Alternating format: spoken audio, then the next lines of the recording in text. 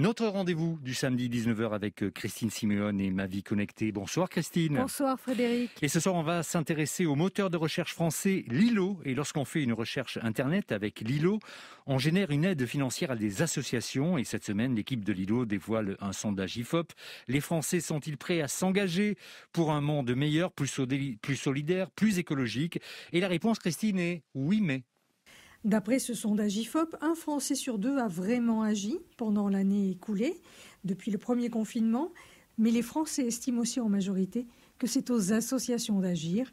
Et ils ne sont que 24% à pouvoir vraiment les soutenir, que ce soit en temps ou en argent. Et quel est le rapport, Christine, avec un moteur de recherche ? Et prenons l'exemple de Sea Shepherd, de l'ONG qui agit pour la protection des océans.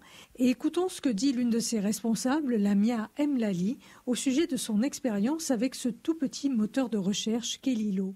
Bon, c'est vrai que c'est très peu connu, comparé à Google par exemple. Enfin, ça reste une niche. Nous, de façon très concrète, en termes de chiffres, je crois qu'on en est à 160 000 euros collectés grâce aux gouttes de Lilo, 160 000 euros sur 3 ans. Ça permet quand même de financer une bonne partie des campagnes, par exemple, qu'on fait à Mayotte pour la protection des tortues. C'est pas négligeable. Ça a l'intérêt de permettre aux gens qui ont vraiment pas les moyens de soutenir financièrement les associations, de pouvoir contribuer. Pour l'ONG Sea Shepherd, l'année 2020, si difficile pour tous, n'a pas occasionné de diminution de dons. À ce jour, et depuis son lancement, Lilo a redistribué 3,5 millions d'euros à diverses associations. Le sondage IFOP sur l'engagement des Français lui permet de se positionner et de se faire connaître, comme le dit Sophie Baudin, la présidente de Lilo. Cette étude, d'un côté, elle est incroyable parce qu'on voit que quand on expose le concept de Lilo, quand on expose cette possibilité de soutenir gratuitement des associations grâce à ces recherches Internet, il y a 8 Français sur 10 qui disent « Ah ben moi, j'aimerais bien l'essayer ».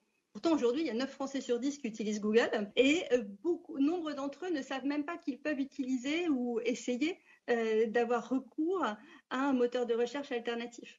Voilà, il s'agit désormais de franchir le mur du son, se faire connaître, permettre aux gens de se sentir utiles au changement et ce, facilement.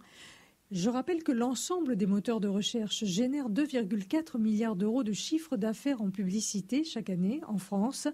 Bien sûr, l'essentiel va chez Google, ça laisse des marges de progression importantes pour tous les petits poussés de la toile.